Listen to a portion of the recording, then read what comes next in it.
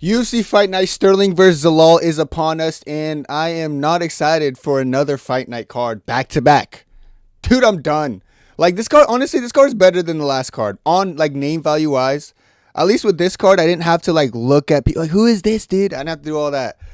Oh, I just had such a busy day, bro. Like I coached, I came back from coaching. I spent the whole day at a high school track meet, man.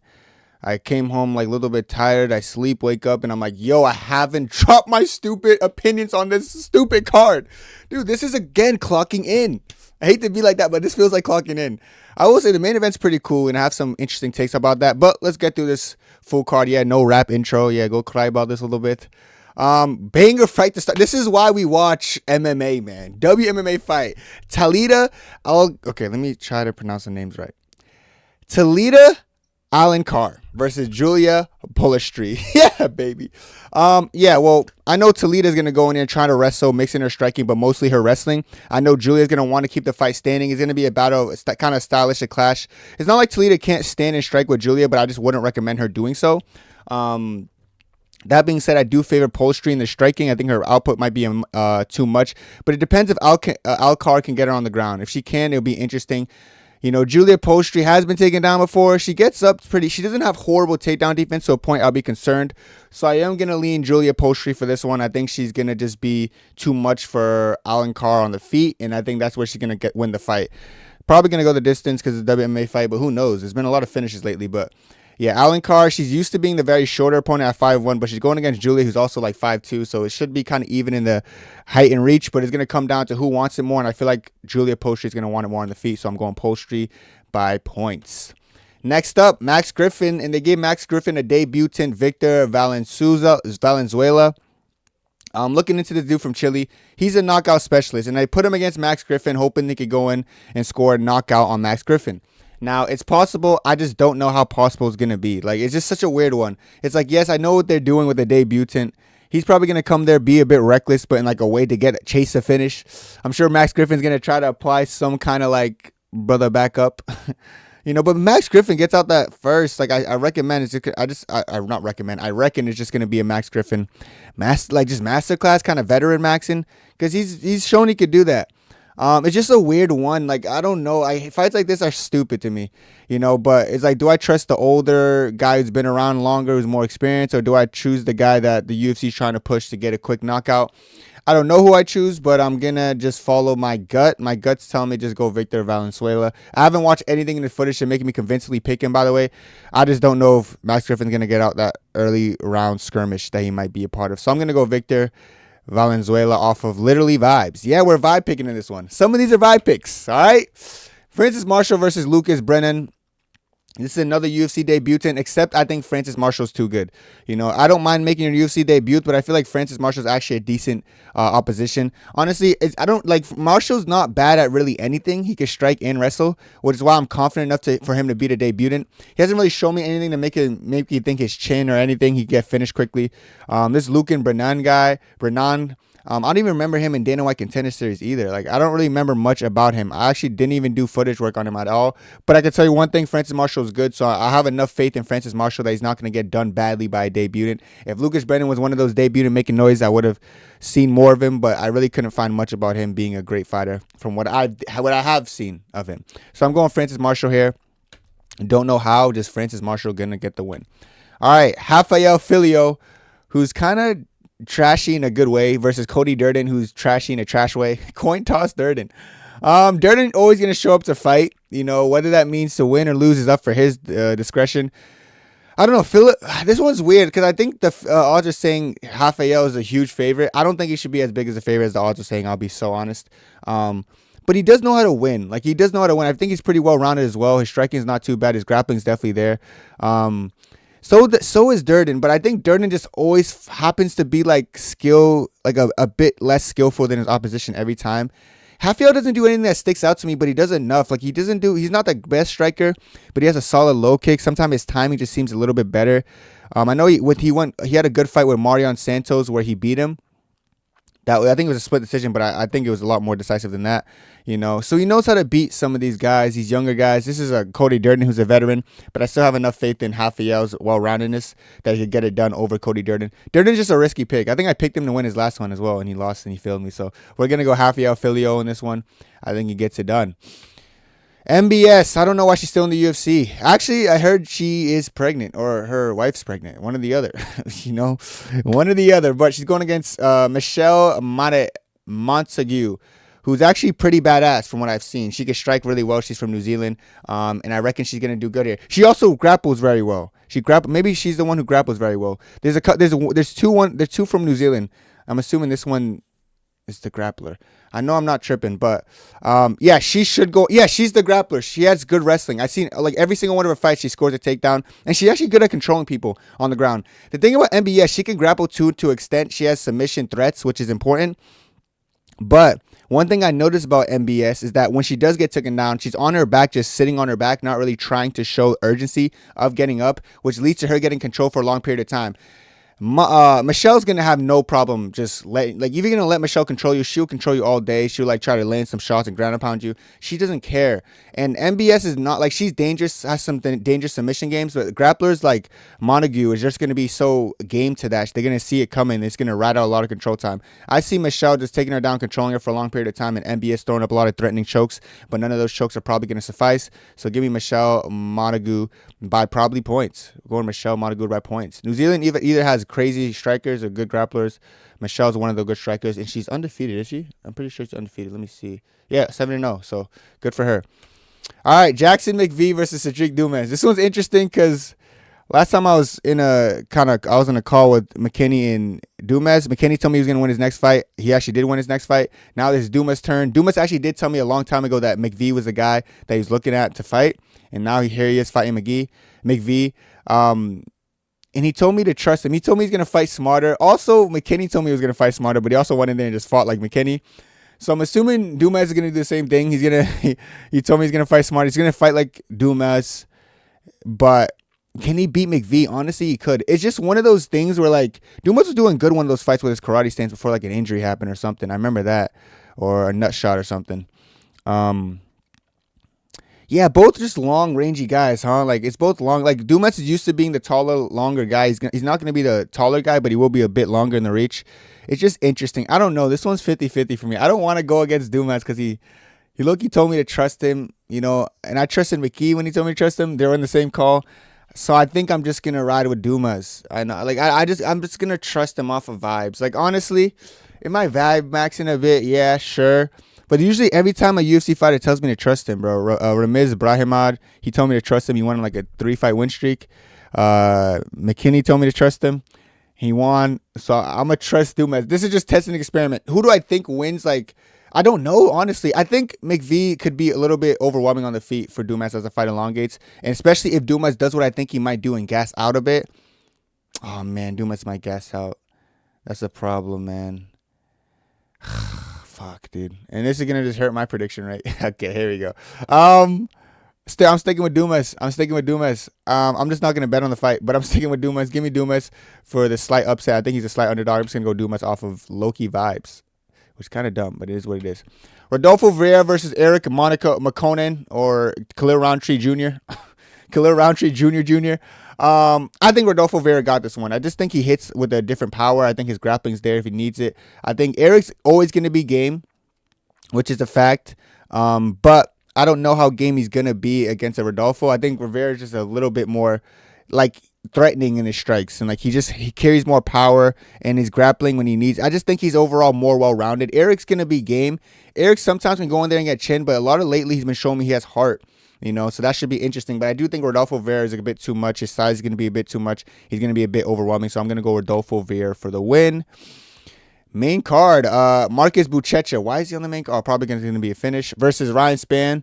Both guys are trash, of course. Like, stupid fight. I hate when bad people just fight each other because it's just so 50-50. I went 5 for 5 on the main card and the UFC candidate card. I don't know how I'm going to do here because fights like this. I don't know why my guts tell me Ryan Spann, which is kind of a stupid thing to go for. But Buchecha's so shit. Like, I don't think he's even won in the UFC, man. Oh, man, this is going to be a tough one for me, dude. I think Buchecha is just so ass, though, that I'd actually trust Ryan Spann here. Ryan Spann's a bigger guy at 6'5". He hits with crazy power. Ryan Spann's chin has been questionable sometimes, but Buchecha sometimes doesn't even come with that much power. So I'm going Ryan Spann by probably KO. Maybe he gets him out of there late. It's going to be a very sloppy fight if it doesn't get finished in the first round. But I think Ryan Spann's just a specimen, so he should be able to just out-specimen Buchecha, but we'll see. But I'm going to go Ryan Spann because fuck it, bro. Montel Jackson versus Barcelos. Let me just call him Barcelos. I never said that guy's first name in my life. All right. I think Jackson's coming off his loss against Figgy, where I did say he was going to lose to Figgy. Jackson's always been like a striker who's not bad, but I never thought was that great. His striking just doesn't stick out to me that much. Like, I think people overrated it a bit. Barcelos is like always a game fighter. I think his fight with Talbot showed like his IQ and strength and just urgency. And I just think Barcelos is a bit too much for Montel Jackson. I know Jackson's a favorite, which kind of throws me off. I actually don't understand how Jackson's the favorite. I think Barcelos can go in there and break him. Jackson will be dangerous with his 1-2s and his straights. But outside of that, like his straights, he really doesn't have much to offer. I think Barcelos can go in there, eat his best shots, and overwhelm him. I think Figgy, the way Figgy beat him with his grappling, I think Barcelos could use his grappling to his advantage. But also Barcelos can strike pretty good. And he's just strong. He's strong enough to like bully people in the clinch and just make it an ugly fight. And that's enough to beat Montel Jackson. If you're looking pretty trying to stand and strike against Montel, he might get you. But other than that, I think Barcelos gets it done. So I'm going to go Barcelos for the underdog pick. I don't understand why he's the underdog. I'll be real. Like, they must be seeing something I don't. I think this is one of my most confident picks on the card, unironically, the underdog Barcelos. So I'm going to go Barcelos. He's a plus 150, which is crazy. All right. Davy Grant versus Adrian Luna Martini. What a name, Martini, for the Ecuadorian.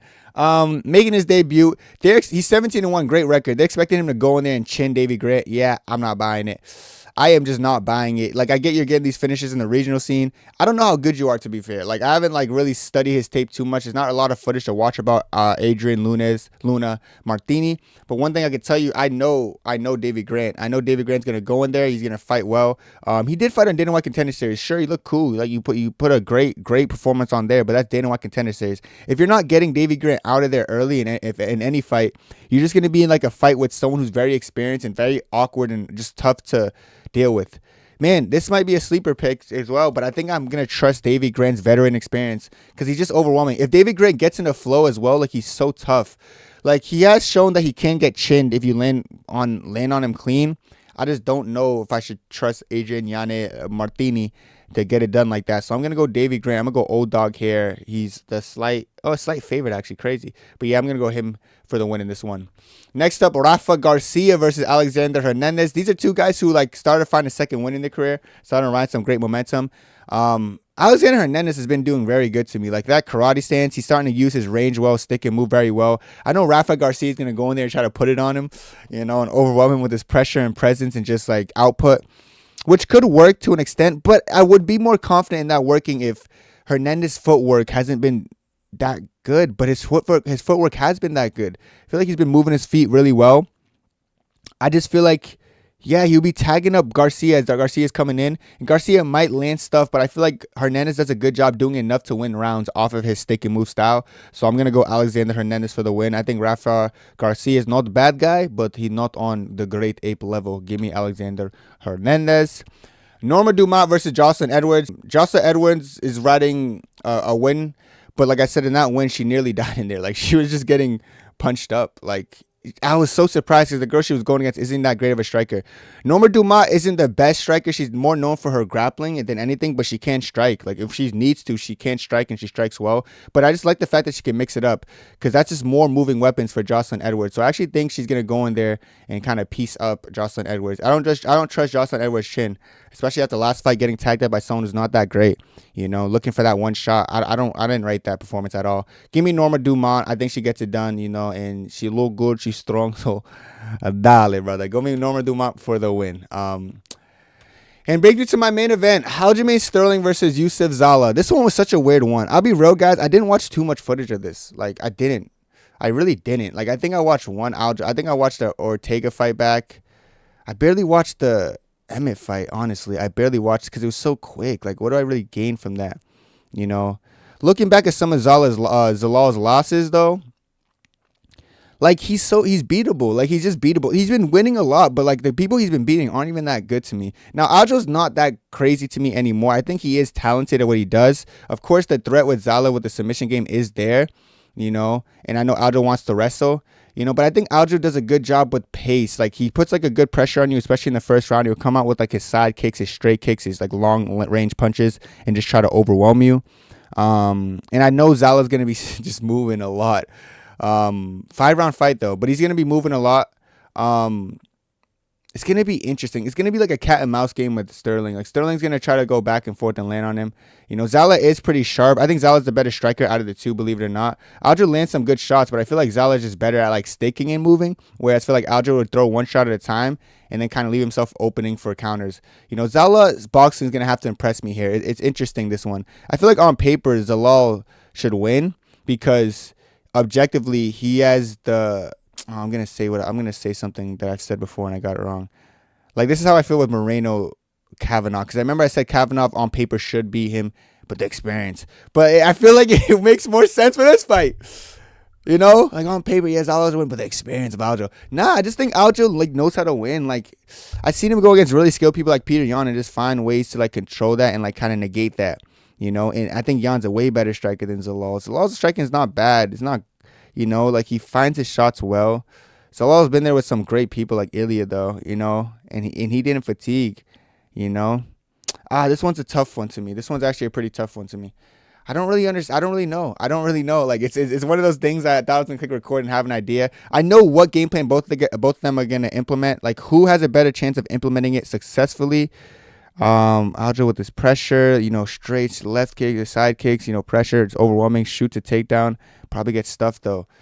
Oh man, I want to go Aljo so bad. I really do, but the fact that when I'm thinking about it, I can't really see a way Aljo wins. But like on paper, Aljo should win. Like Zalal's a bit overrated to me. He's a bit overrated to me, man. I can't lie. His movement's great against people who don't know how to cut off the ring and their only option is to strike with him, yes.